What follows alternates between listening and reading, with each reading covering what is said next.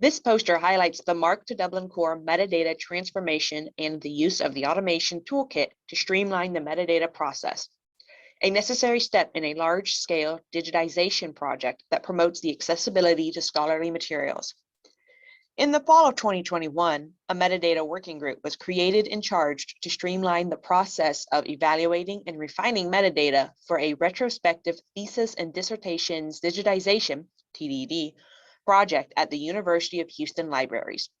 The group took to their task by improving existing workflows and reworking scalability through the introduction of an updated automated toolkit created for the team by another member involved in the TDD project.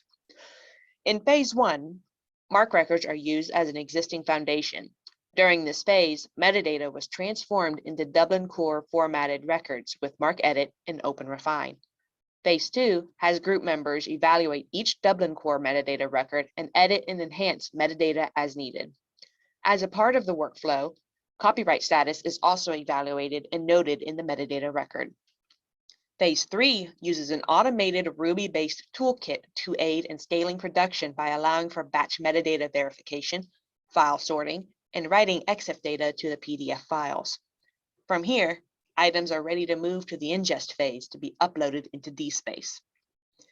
As shown here, this project provided us with a few lessons in sustainability. First, to keep an open and consistent channel of communication with all team members.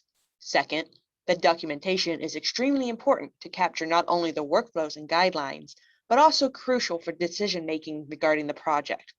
Finally, cross-training provided to be a vital part of the project by allowing all team members to understand the full scope of the project and step in when help is needed in various parts of the workflow.